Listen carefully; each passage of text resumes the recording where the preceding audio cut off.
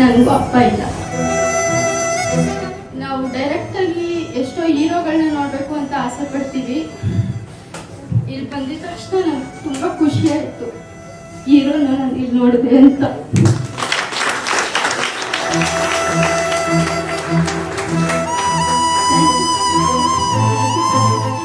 ತಂದೆ ತಾಯಿ ನಮ್ಮ ನೋಡ್ಕೊಂತಾರೆ, ಹೌದು. ನಮ್ಗೆ ಅವರು ಇರಿಟೇಟಿಂಗ್ ಅನ್ಸ್ಬೋದು, ಹೌದು. ಬಟ್ ಲೈಫ್ ಲಾಂಗ್ ನಮಗೋಸ್ಕರನೇ ದುಡಿತಾರೆ ಹೊತ್ತು ಬೇರೆ ಯಾರಿಗೋಸ್ಕರನೂ ಅಲ್ಲ.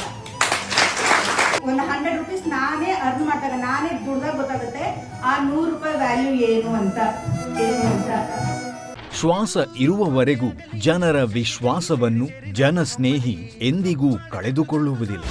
ಬಂಧು ಬಳಗ ದೊಡ್ಡಪ್ಪ ಚಿಕ್ಕಪ್ಪ ಮಾವ ಯಾವುದ್ರ ಬಗ್ಗೆನೂ ನಮ್ಗೆ ಹರಿವಿರೋದಿಲ್ಲ, ನಿಜನಾ? ಸೊ ಹಾಗಾಗಿ ಪ್ರತಿಯೊಬ್ರು ನಾವು ಕಲಿಬೇಕಾಗಿರೋ ಮೊದಲನೇ ವಿದ್ಯೆ ಏನಪ್ಪಾ ಅಂದ್ರೆ, ಇದ್ಯಾವ್ದು ಪುಸ್ತಕದಲ್ಲಿ ಇರುವಂತ, ಪುಸ್ತಕದಲ್ಲಿ ಇದೆಯೋ ಇಲ್ವೋ ಗೊತ್ತಿಲ್ಲ ನನಗೆ. ಸೊ ಪುಸ್ತಕದಲ್ಲಿ ಮುಂದೆ ವಿಚಾರಗಳನ್ನ ನಾವು ತಿಳ್ಕೊಳ್ಬೇಕಾಗತ್ತೆ. ಒಂದು ಅದ್ಭುತವಾದಂತ ಕಾರ್ಯವನ್ನ ನಾನು ಶುರು ಮಾಡ್ತಾ ಇದ್ದೀನಿ. ನೀವೆಲ್ಲರೂ ಕೂಡ ನಾನು ಕೇಳ್ಕೊಳ್ಳೋದಿಷ್ಟೇ, ಸೋಷಿಯಲ್ ಮೀಡಿಯಾದಲ್ಲಿ ತಾವೆಲ್ಲ ಇದ್ದೇ ಇರ್ತೀರಾ, ಇಲ್ಲಿ ಸರಿದಾರೆ ಅನ್ನೋ ಕಾರಣಕ್ಕೆ ನೀವು ಹೇಳ್ದೇ ಇರ್ಬೋದು. ಸಪೋರ್ಟ್ ಮಾಡಿ ಇಂಥ ಪುಣ್ಯದ ಕೆಲಸಕ್ಕೆ. ನಿಮ್ಮ ಪರ್ಸನಲ್ ಅಕೌಂಟ್ಗಳಲ್ಲಿ ಜನಸ್ನೇಹಿ ಆಶ್ರಮದ ಬಗ್ಗೆ ನಿಮ್ಮ ಅನಿಸಿಕೆ ಅಭಿಪ್ರಾಯಗಳನ್ನ ದಯವಿಟ್ಟು ಬರೆದಾಕಿ. ಯಾಕಂದ್ರೆ ಒಂದಷ್ಟು ಜನಕ್ಕೆ ತಲುಪಿದ್ರೆ ಸಾಕಷ್ಟು ಹೆಲ್ಪ್ ಸಿಗುತ್ತೆ. ಆ ಹೆಲ್ಪ್ ಇಂದ ನಾನೇನು ಇರೋರು ಅಂದ್ರೆ ಕೋಟಿ ಕೋಟಿ ದುಡ್ಡು ಮಾಡಿರೋ ಕುಟುಂಬ ಅಂತೂ ಅಲ್ವೇ ಅಲ್ಲ. ಕೂಲಿ ಕೆಲಸ ಮಾಡಿ ಕಷ್ಟಪಟ್ಟು ನಮ್ಮ ತಂದೆ ತಾಯಿ ಇವತ್ತವರೆಗೂ ನಮ್ಮನ್ನ ಸಾಕಿದ್ದಾರೆ. ಸೊ ಒಂದಷ್ಟು ಜನ ಬಡ ವಿದ್ಯಾರ್ಥಿಗಳಿಗೆ ಹೆಲ್ಪ್ ಮಾಡಬೇಕು ಅನ್ನೋ ಉದ್ದೇಶದಿಂದ ಈ ಒಂದು ಕಾರ್ಯವನ್ನ ಸ್ಟಾರ್ಟ್ ಮಾಡಿದ್ವಿ. ನೀವೆಲ್ಲರೂ ನೋಡಿರ್ಬೋದು, ಪ್ರಿಂಟ್ ಅಲ್ಲಿ ಒಂದು ಬಿಲ್ಡಿಂಗ್ ಡಿಸೈನ್ ಇದೆ. ಅದೇ ಬಿಲ್ಡಿಂಗ್ ನಾವು ಇವಾಗ ಸ್ಟಾರ್ಟ್ ಮಾಡ್ತಾ ಇದೀವಿ. ಎಲ್ಲರೂ ಸಪೋರ್ಟ್ ಮಾಡ್ತೀರಲ್ವಾ?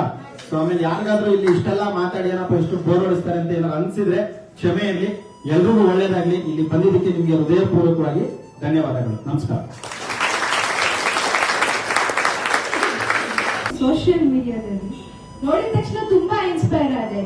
ಸ್ಪೆಷಲಿ ಯೋಗಿಯನ್ನು ತುಂಬಾ ಇನ್ಸ್ಪೈರ್ ಆದೆ. ಯಾಕೆಂದ್ರೆ ಇಬ್ರು ತಂದೆ ತಾಯಿ ಸಾಕೋದಿಕ್ಕೆ ಎಷ್ಟೋ ಜನ ಹೆಣಗಾಡ್ತಿದ್ದಾರೆ. ಇಷ್ಟು ಜನ ಸಾಕೋದಿಕ್ಕೆ ತಾಕತ್ ಬೇಕು. ಹಂಗೆ ತಲೆ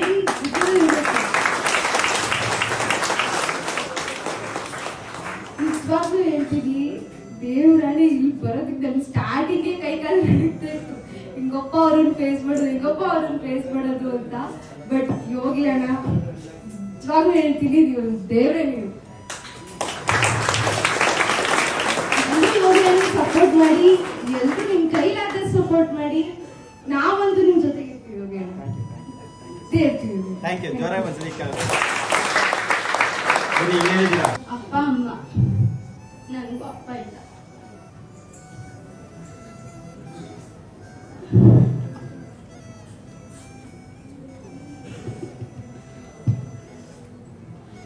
ನಾವು ಡೈರೆಕ್ಟ್ ಆಗಿ ಎಷ್ಟೋ ಹೀರೋಗಳನ್ನ ನೋಡ್ಬೇಕು ಅಂತ ಆಸೆ ಪಡ್ತೀವಿ. ಇಲ್ಲಿ ಬಂದಿದ ತಕ್ಷಣ ನಂಗೆ ತುಂಬಾ ಖುಷಿ ಆಯ್ತು, ಹೀರೋನ ನಾನು ಇಲ್ಲಿ ನೋಡಿದೆ ಅಂತ.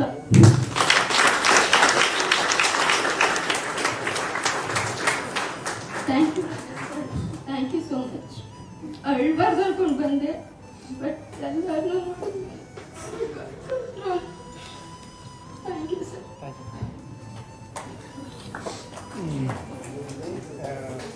ನೋಡಿ, ಒಬ್ಬೊಬ್ರು ಮಾತು ಕೇಳಿದಾಗ್ಲೂ ನನಗೆ ಇನ್ಸ್ಪೈರ್ ಆಗುತ್ತೆ. ನೀವು ಒಬ್ಬೊಬ್ರು ಮಾತಾಡ್ತಿದ್ರೆ ನನ್ನ ಮೈ ರೋಮಾಂಚನ ಆಗುತ್ತೆ. ಯಾಕೆ ಗೊತ್ತಾ? ಈ ರೀತಿ ಸಪೋರ್ಟ್ ಸಿಗ್ತಾ ಇದೆಯಲ್ಲ ಅಂತ. ಸರ್ಕಾರ ಸಪೋರ್ಟ್ ಮಾಡಿಲ್ಲ, ಗಣ್ಯ ವ್ಯಕ್ತಿಗಳು ಸಪೋರ್ಟ್ ಮಾಡಿಲ್ಲ, ದುಡ್ಡಿರೋರು ಸಪೋರ್ಟ್ ಮಾಡಿಲ್ಲ, ಮಾಡೋದು ಇಲ್ಲ ಕಡೆ. ಯಾಕಂದ್ರೆ ಸರ್ಕಾರಕ್ಕಾಗ್ಲಿ ನಮ್ಮ ಸಮಾಜಕ್ಕಾಗ್ಲಿ ಇಂಥ ಕೆಲಸದ ಅವಶ್ಯಕತೆನೇ ಇಲ್ಲ. ಇವತ್ತೇನಿದ್ರು ತಪ್ಪಾಗಿ ತಿಳ್ಕೊಂಡ್ರು ಪರವಾಗಿಲ್ಲ, ತಲೆ ಹೊಡೆಯೋರು ತಲೆ ಹಿಡಿಯೋಕೆ ಜನ ಸಪೋರ್ಟ್ ಮಾಡೋದು. ತಪ್ಪಾಗಿ ತಿಳ್ಕೊಬಿಡ್ಬಾರ್ದು. ಯಾಕೆ ಈ ಮಾತು ನನ್ನ ಬಾಯಲ್ಲಿ ಬಂತು ಅಂದ್ರೆ, ನಾನು ಬೆಳಿಗ್ಗೆ ದೇವ್ರನ್ನ ಪೂಜೆ ಮಾಡ್ತೀನಿ. ನನಗಾದಂತ ಅವಮಾನಗಳು, ನನಗಾದಂತ ಒಂದು ಅಡಚಣೆಗಳು, ನನಗಾಗುವಂತ ಪ್ರತಿದಿನದ ನೋವು, ಪ್ರತಿದಿನ ನಮಗೆ ಕೊಡುವಂತ ಕಷ್ಟ, ಅದನ್ನೆಲ್ಲ ನೋಡಿದಾಗ ಅನ್ಸುತ್ತೆ ಈ ಸಮಾಜನೂ ಬೇಡ, ಈ ಸಮಾಜದ ಸವಾಸನೂ ಬೇಡ. ನಮ್ಮ ಕೆಲಸ ನಾವು ಮಾಡ್ಕೊಂಡು ನಮ್ಮನೆಗೆ ನಾವು ಮಕ್ಕಳಾಗಿರೋ ನಾವು ಊರಿಗೆಲ್ಲ ಮಾಡಿ ಬೋರೆಗೋಡ ಅನ್ಸ್ಕೋಬೇಕಂತ ಅನ್ಸ್ಬಿಡುತ್ತೆ. ಆದ್ರೆ ಒಂದಷ್ಟು ಜನ ಪ್ರೀತಿ ಕೊಡ್ತಾರೆ ನೋಡಿ, ನಮ್ಮ ಬಗ್ಗೆ ಮಾತಾಡಿದಾಗ, ನಮ್ಮ ಬಗ್ಗೆ ಒಂದು ಒಳ್ಳೆ ಗೌರವ ಇಟ್ಕೊಂಡಾಗ, ನಮ್ಮನ್ನೊಂದಷ್ಟು ಜನ ನೀವು ಒಳ್ಳೆಯವರು, ನೀವು ದೇವ್ರ ತರ ಕೆಲಸ ಮಾಡ್ತೀರಿ ಅಂತ ಹೇಳಿದಾಗ ನಮ್ಗೆ ಅದ್ ಏನ್ ಶಕ್ತಿ ಬರುತ್ತೋ ಗೊತ್ತಿಲ್ಲ. ಆ ಭಗವಂತನೇ ಬಂದು ಆಶೀರ್ವಾದ ಮಾಡಿದಾನೆ ಅನ್ನೋ ನಿಟ್ಟಿನಲ್ಲಿ ಕೆಲಸ ಮಾಡ್ತಾ ಇದೀವಿ ಅಷ್ಟೇ. ಯಾರು ಯಾವಾಗ ಬೇಕಾದ್ರೂ ಸಾಯ್ಬೋದು, ಅರ್ಥ ಮಾಡ್ಕೊಳ್ಳಿ. ದುಡ್ಡು ಏನ್ ಮಾಡೋದಕ್ಕೆ? ದುಡ್ಡಿಂದ ಖುಷಿಯಾಗಿರೋರು ಎಷ್ಟು ಜನ ಇದಾರೆ ತೋರಿಸ್ಬಿಡಿ ನನಗೆ. ಎಷ್ಟು ಜನ 100 ಎಕರೆ 200 ಎಕರೆ ಜಮೀನ್ ಇರುತ್ತೆ, ಸಾವಿರಾರು ಎಕರೆ ಜಮೀನ್ ಇರುತ್ತೆ, ಕೋಟ್ಯಾಂತರ ರೂಪಾಯಿ ದುಡ್ಡು ಮಾಡಿಕೊಂಡಿದ್ದಾರೆ. ಆದ್ರೂ ಕೂಡ ಮನೇಲಿ ಅವ್ರು ನೆಮ್ಮದಿಯಾಗಿ ಮಲಗೋದಕ್ಕೆ ಸಾಧ್ಯವೇ ಇಲ್ಲ. ಸಾವಿರಾರು ತರ ಪ್ರಾಬ್ಲಮ್, ಸಾವಿರಾರು ತರ ರೋಗ, ಸಾವಿರಾರು ತರ ಸಮಸ್ಯೆ. ಯಾರು ಬಂದು ಅಟ್ಯಾಕ್ ಮಾಡ್ತಾರೋ, ಯಾರು ಬಂದು ನಮ್ಗೆ ಚುಚ್ಚುತ್ತಾರೋ ಅನ್ನೋ ಭಯದಲ್ಲಿ ಬದುಕ್ತಿರ್ತಾರೆ. ನಮ್ದು ಹಂಗಲ್ಲ. ನಾಳೆ ಸತ್ರು ಕೂಡ ನಮ್ಮ ಆತ್ಮ ತೃಪ್ತಿಗಾಗಿ ನಾವು ಹೋಗೋದಕ್ಕೆ ನಾವು ನಡೆಯಿದ್ದೀವಿ. ಈ ಸಮಾಜ ಕರ್ನಾಟಕದಲ್ಲಿ ನನ್ನಂತ ಯುವಕರು ಸಾಕಷ್ಟು ಜನ ಇದ್ದಾರೆ ಸ್ನೇಹಿತರೆ, ತುಂಬಾ ಕಷ್ಟಪಡ್ತಾರೆ. ಸಮಾಜಕ್ಕೆ ಏನಾದ್ರು ಮಾದರಿ ಆಗ್ಬೇಕು, ಸಮಾಜಕ್ಕೆ ಏನಾದ್ರು ಒಂದು ಒಳ್ಳೆ ಉತ್ತಮ ಕೆಲಸ ಮಾಡ್ಬೇಕು ಅಂತ. ಆದ್ರೆ 3 ತಿಂಗಳಲ್ಲಿ ಅವ್ರು ಮತ್ತೆ ಬರೋದಿಲ್ಲ. 3 ತಿಂಗಳಾದ್ಮೇಲೆ ಅವ್ರು ಭಯ ಸ್ಟಾರ್ಟ್ ಆಗ್ಬಿಡುತ್ತೆ. ಹೆಂಗ್ ಮಾಡೋದು ಈ ಜನಗಳು, ಈ ಒಂದು ಹಿಂಸೆ. ಒಂದಷ್ಟು ಜನ ಈ ಜನ ಸಾಕ್ತಿದ್ರೆ ಅವ್ರಿಗೇನ್ರಿ ದುಡ್ಡು ಬರುತ್ತೆ ಮಾಡ್ತಾನೆ ಅಂತಾರೆ. ಇನ್ನೊಂದಷ್ಟು ಜನ ಅಂತಾರೆ ಅವ್ರಿಗೇನ್ರಿ ಸೋಕಿ ಮಾಡ್ತಾರೆ ಅಂತಾರೆ. ಒಂದು ದಿನ ಈ ಸೇವೆನ ಮಾಡಿದ್ರೆ ಮಾತ್ರ ಅವ್ನಿಗೆ ಗೊತ್ತಾಗತ್ತೆ ಎಷ್ಟು ಕಷ್ಟ ಇದೆ ಅಂತ. ಯಾಕಂದ್ರೆ ಇದನ್ನ ಯಾರು ತಪ್ಪಾಗಿ ಭಾವಿಸ್ಬೇಡಿ. ಒಂದೊಂದು ಟೈಮ್ ನಮ್ಮ ಮಂಡಲ್ ನಮ್ ಕೈಯಲ್ಲಿ ನಮ್ಮ ಮಣ್ಣು ತೊಳ್ಕೊಳಕ್ಕೆ ಒಂಥರ ಬೇಜಾರಾಗುತ್ತೆ. ನಿಜನಾ ಹೇಳೋದು ತಪ್ಪು ತಿಳ್ಕೊಬೇಡಿ. ಆದ್ರೂ ಈ ಜನರನ್ನ ನಾವು ಸೇವೆ ಮಾಡ್ತಾ ಇದೀವಿ ಅಂದ್ರೆ ಒಂದು ಮಾನವೀಯತೆ ದೃಷ್ಟಿ ಅಷ್ಟೇ. ಮನುಷ್ಯರಾಗ್ಬಿಟ್ಟಿದೀವಿ, ಮನುಷ್ಯತ್ವ ಅನ್ನೋದು ಇನ್ನು ಕರ್ನಾಟಕದಲ್ಲಿ ಬದುಕಿದೆ ಅಂತ ತೋರಿಸ್ಬೇಕು ನಾವೆಲ್ಲ. ಸೊ ಯಾವುದೇ ಜಾತಿ ಇಲ್ಲ, ಯಾವುದೇ ಧರ್ಮ ಇಲ್ಲ, ನಂದು ಮೇಲು ನಾನು ಕೀಳು. ಇವತ್ತು ಜಾತಿ ಜಾತಿ ಅಂತ ಬರ್ಕೊಂಡವರು ನಾನು ನಂದೇ ಅಂತ ಎಷ್ಟೋ ಜನ ಮೆರೆದವರೆಲ್ಲ ಮಣ್ಣಲ್ಲಿ ಮಣ್ಣಾಗಿ ಸ್ಮಶಾನದಲ್ಲಿ ಮಲಗೋರು. ಎದ್ಬಾಕಾಗುತ್ತೆ ಸರ್? ಆಗತ್ತೆ ಎದ್ಬಾಕ ಅವ್ರ ಕೈಲಿ? ಸಾಧ್ಯವೇ ಇಲ್ಲ. ಸೊ ಒಂದಷ್ಟು ಜನ ಸಮಾಜಮುಖಿ ಕೆಲಸ ಮಾಡಿ, ಒಂದಷ್ಟು ಜನ ಬಡ ವಿದ್ಯಾರ್ಥಿಗಳಿಗೆ, ಕಷ್ಟದಲ್ಲಿರ್ತಕ್ಕಂಥವ್ರಿಗೆ ಸಹಾಯ ಮಾಡಿದವರು ಇನ್ನೂ ಜೀವಂತವಾಗಿದ್ದಾರೆ ಅಂದ್ರೆ ಶ್ರೀ ಶ್ರೀ ಶಿವಕುಮಾರ ಸ್ವಾಮಿ ಅವರು. ನೋಡಿ, ನಿಜವಾಗ್ಲೂ ನಾವೆಲ್ಲರೂ ಕೂಡ ಪ್ರತಿದಿನ ನಿಮ್ಮ ತಂದೆ ತಾಯಿ ಜೊತೆಗೆ ಯಾರು ಈ ಪುಣ್ಯಾತ್ಮನ ನೆನ್ಸ್ಕೊಂತಿರಲ್ಲ, ನಾನಿವತ್ತು ಈ ಸ್ಥಾನದಲ್ಲಿ ಇದ್ದೀನಿ, ನಾನು ಏನಾದ್ರೂ ಒಂದು ಸಾಧನೆ ಮಾಡಿದೀನಿ ಅಥವಾ ಒಂದಷ್ಟು ಜನಕ್ಕೆ ಏನೋ ಒಂದು ಮಾರ್ಗದರ್ಶನ ನೀಡ್ತಾ ಇದ್ದೀನಿ ಅಂದ್ರೆ ಅವರ ಆಶೀರ್ವಾದ ಅಷ್ಟೇ, ಬೇರೆ ಏನೂ ಇಲ್ಲ. ನಮ್ಮ ತಂದೆ ತಾಯಿ ಆಶೀರ್ವಾದ. ಎಲ್ರಿಗೂ ಒಳ್ಳೇದಾಗ್ಲಿ. ನಿಜವಾಗ್ಲೂ ಹೇಳ್ತಿದೀನಿ ನಿಮ್ಗೆ, ನಿಮ್ಮ ತಂದೆ ತಾಯಿ ಹೊಟ್ಟೆ ನೀವು ಊಟಕ್ಕೆ ತುಂಬಾ ಪುಣ್ಯ ಮಾಡಿದಿರಾ. ಯಾಕೆಂದ್ರೆ ಅವ್ರ ಕಷ್ಟ 1000 ಇದ್ರು ನಿಮಗೆ ಎಜುಕೇಶನ್ ಕಮ್ಮಿ ಮಾಡಿಲ್ಲ, ನೀವು ಹಾಕೋ ಬಟ್ಟೆ ಕಮ್ಮಿ ಮಾಡಿಲ್ಲ, ನಿಮ್ ತಿನ್ನೋ ಊಟ ಕಮ್ಮಿ ಮಾಡಿಲ್ಲ. ನೋಡಿ ಎಷ್ಟು ಹೆಲ್ದಿ ಆಗಿದ್ದೀರಾ ನೀವೆಲ್ಲ. ಆದ್ರೆ ನೀವು ಚೆನ್ನಾಗಿರ್ಬೇಕು ಅಂತ ನಿಮ್ಮ ತಂದೆ ತಾಯಿ ಇನ್ನೊಬ್ಬರ ಮನೆ ಬಚ್ಚಿ ತಿಕ್ತಾ ಇರ್ತಾನೆ ಅಂತ ಮರಿಬೇಡಿ. ಪ್ರತಿಯೊಬ್ಬ ವ್ಯಕ್ತಿನೂ ಭಿಕ್ಷುಕನೇ ಈ ಪ್ರಪಂಚದಲ್ಲಿ. ಪ್ರತಿಯೊಬ್ಬ ವ್ಯಕ್ತಿ ಕೋಟ್ಯಾಧಿಪತಿ ಆಗಿರ್ಲಿ, ಅವನು ಕೂಡ ಇನ್ನೊಬ್ಬರ ಹತ್ರ ಭಿಕ್ಷೆ ಬೇಡಿದ್ರೆ ಅವ್ನು ದುಡ್ಡು ಸಿಗೋದು ಅಲ್ವಾ ಸರ್? ಮಾಡೋ ವಿಧಾನ ಬೇರೆ ಇರ್ಬೋದು, ಬೇಡೋ ವಿಧಾನ ಬೇರೆ ಇರ್ಬೋದು. ನಾವೊಂದ್ ರೀತಿ ಬೇಡ್ಬೋದು, ನೀವೊಂದ್ ರೀತಿ ಬೇಡ್ಬೋದು, ಇವರೊಂದ್ ರೀತಿ ಬೇಡ್ಬೋದು. ಸೊ ಈ ಪ್ರಪಂಚದಲ್ಲಿ ಎಲ್ಲರೂ ಕೂಡ ಭಿಕ್ಷುಕರೇ. ಸೊ ನಾವೆಲ್ಲ ರಕ್ಷಕರಾಗಿ ಬದಲಾಗ್ಬೇಕಷ್ಟೇ. ಸೊ ಎಲ್ರಿಗೂ ಒಳ್ಳೇದಾಗಿ. ಇನ್ಯಾರಾದ್ರೂ ಮಾತಾಡ್ತೀರಾ? ತುಂಬಾ ಚೆನ್ನಾಗಿ ಮಾತಾಡಿದ್ರಿ. ತಂದೆ ಇಲ್ಲ ಅಂತ ಯಾವತ್ತೂ ಅನ್ಕೋಬೇಡಿ. ನಿಮ್ ತಂದೆ ನಿಮ್ ಜೊತೆಲೇ ಇದ್ದಾರೆ. ಆಮೇಲೆ ಇಲ್ಲಿ ಒಂದಷ್ಟು ಜನ ತಂದೆ ಇದ್ದಾರಲ್ಲ, ಅವರೆಲ್ಲರೂ ಆಶೀರ್ವಾದ ನಿಮ್ಗೆ ಸಿಗ್ಲಿ. Thank you.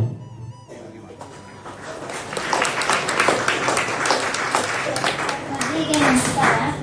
ನನ್ನ ಹೆಸರು ಚಂದ್ರಕಲಾ ಅಂತ. ಸರ್, ನಿಮ್ಮ ಬಗ್ಗೆ ನಾನು ಎಲ್ಲೂ ನೋಡಿಲ್ಲ, ಎಲ್ಲೂ ಕೇಳಿಲ್ಲ. ಇಲ್ಲಿ ಬಂದ್ಮೇಲೆ ನಿಮ್ಮ ಆಫೀಸ್ನ ನೋಡಿದೆ, ಎಲ್ಲ ಪ್ರೈಸ್ನ ನೋಡಿದೆ, ತುಂಬ ಖುಷಿ ಆಯಿತು. ನೀವು ಏನೇನು ಮಾಡಿದ್ದೀರಾ ಅಂತ ಫುಲ್ ಅಲ್ಲೇ ಗೊತ್ತಾಯ್ತು. ಸರ್, ಸೋಷಿಯಲ್ಗೆ ನೀವು ಒಂಥರ ಇನ್ಸ್ಪೈರ್ ಇದ್ದಂಗೆ. ಸರ್, ನೀವು ಬೆಳಿಬೇಕು, ತುಂಬ ಬೆಳಿಬೇಕು.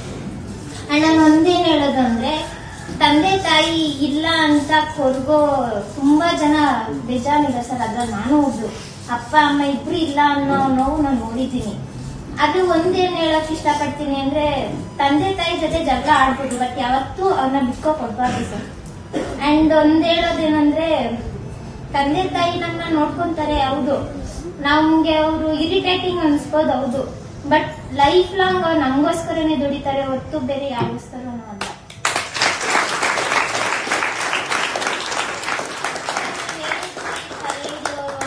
ಸರ್, ಲೈಫಲ್ಲಿ ಅದು ಕಾಮನ್, ಲೈಫಲ್ಲಿ ಅದು ತುಂಬಾ ಕಾಮನ್.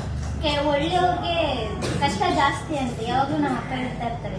ಒಳ್ಳೆಯವ್ರಿಗೆ ಕಷ್ಟ ಜಾಸ್ತಿ, ಯಾರು ಸರಿ ದಾರಿಯಲ್ಲೂ ಹೋಗೋರಿಗೆ ಜಾಸ್ತಿ ಕಷ್ಟ ಅಂತ ವ್ಯಕ್ತಿಲಿ ನೀವು ಒಬ್ರು ಅನ್ನೋದಕ್ಕೆ ತುಂಬಾ ಸರ್. ಅಂಡ್ ಇನ್ನೊಂದು ನಾನೇನು ಸಹಾಯ ಮಾಡೋಷ್ಟು ಬೆಳೆದಿಲ್ಲ. ಮುಂದೊಂದು ದಿನ ನಾನು ಪ್ರಾಮಿಸ್ ಮಾಡ್ತೀನಿ, ನಾನು ನನ್ನ ಕಾಲಲ್ಲಿ ನಿಂತ್ಕೊಂಡಾಗ ಅಫ್ಕೋರ್ಸ್ ನಾನು ಪ್ರಾಮಿಸ್ ಮಾಡ್ತೀನಿ, ಯಾರಾದ್ರೂ ಆಶ್ರಮಕ್ಕೆ ಏನಾದ್ರೂ ಒಂದು ಮಾಡೇ ಮಾಡ್ತೀನಿ.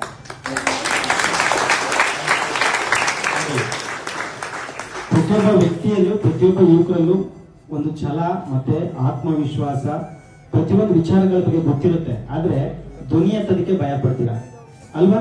ಈಗ ನೋಡಿ, ಇವರೆಲ್ಲರಿಗೂ ಮಾತಾಡ್ಬೇಕಂತ ಇದೆ, ವಿಷಯಗಳಿದೆ, ಹೊರಗಡೆ ಮಾತಾಡೋದಕ್ಕೆ ಭಯ ಪಡ್ತಾರೆ. ಏನ್ ಅನ್ಕೋತಾರೋ, ನಾನ್ ಮಾತಾಡೋದು ಸರಿ ಅನ್ಸುತ್ತೋ, ತಪ್ಪು ಅನ್ಸುತ್ತೋ ಅಂತ. ಸೊ ನೋಡಿ, ಅವ್ರು ಮಾತಾಡಕ್ ಬರಲ್ಲ ಅನ್ಬೇಕಷ್ಟು ಕರೆದಾಗ. ಈಗ ಬಂದು ಎಷ್ಟು ಚೆನ್ನಾಗಿ ಮಾತಾಡಿದ್ರು, ನೀವ್ ಎಷ್ಟು ಚೆನ್ನಾಗಿ ಮಾತಾಡಿದ್ರಿ. ಸೊ ಎಲ್ರಿಗೂ ಒಳ್ಳೇದಾಗಿ. ಇನ್ಯಾರಾದ್ರೂ ಮಾತಾಡ್ತೀರಾ ಸರ್ ಬಗ್ಗೆ, ನಿಮ್ ಟೀಚರ್ ಬಗ್ಗೆ ಮಾತಾಡಿ, ನನ್ ಬಿಡಿ. ರಮೇಶ್ ಸರ್ ಕರೆದಾಗ ಎಲ್ಲ ಕರ್ಕೊಂಡು ಹೋಗ್ತಾರೆ ಏನೋ ಅನ್ಸ್ತಿತ್ತು. ಆದ್ಮೇಲೆ ಎಲ್ಲಾರು ಬಂದು ನೋಡ್ಮೇಲೆ ಫೀಲಿಂಗ್ ಆಯ್ತು. ಫಸ್ಟ್ ಎಲ್ಲಾರು ಅಪ್ಪ ಅಮ್ಮನ್ನ ಚೆನ್ನಾಗಿ ನೋಡ್ಕೊಳ್ಳಿ, ಯಾರಿಗೂ ಅಪ್ಪ ಅಮ್ಮಂಗ್ ನೋವು ಕೊಡೋದು ಬೇಡ ಅಂತ ಇಷ್ಟಪಡ್ತೀನಿ.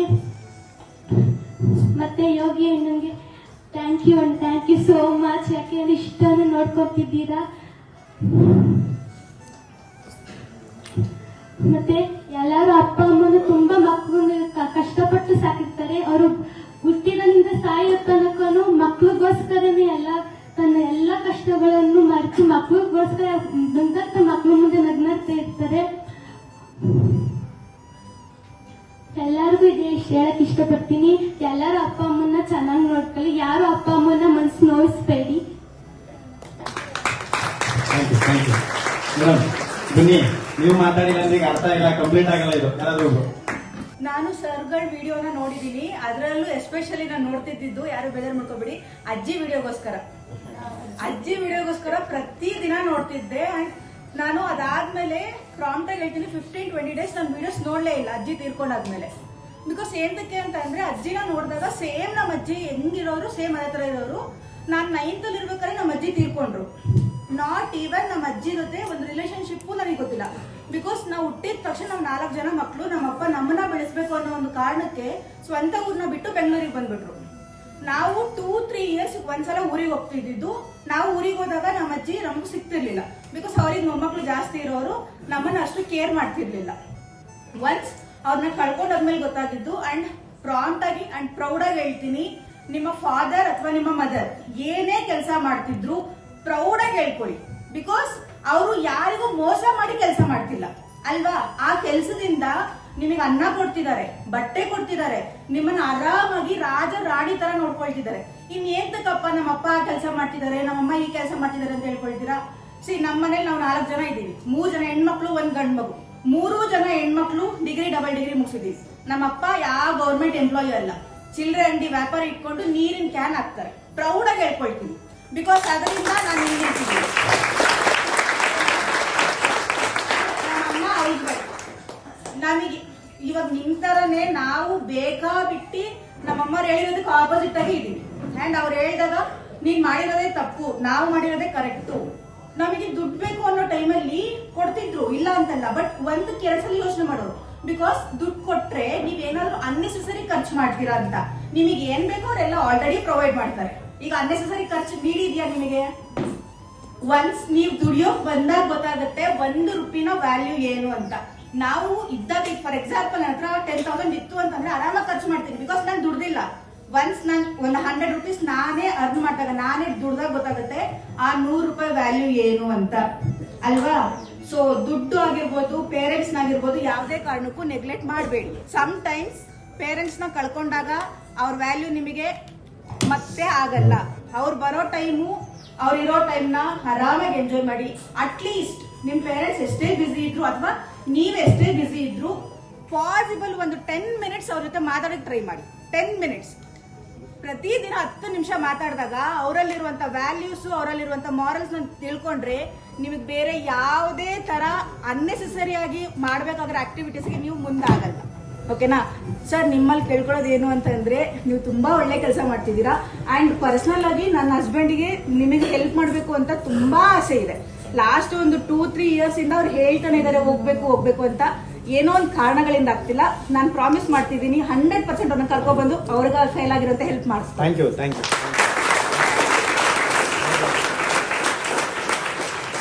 ಎಲ್ರಿಗೂ ಒಳ್ಳೇದಾಗಲಿ. ಇಲ್ಲಿಗೆ ಬಂದಿದ್ದಕ್ಕೆ ತುಂಬ ಖುಷಿ ಆಯಿತು ನನಗೆ.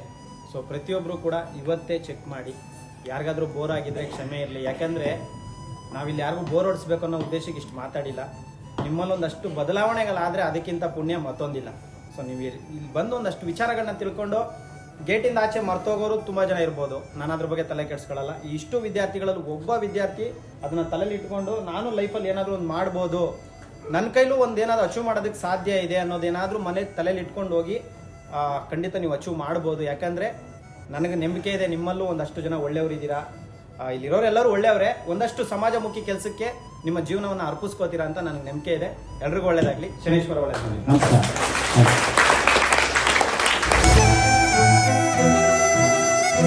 ಧನ್ಯವಾದಗಳು.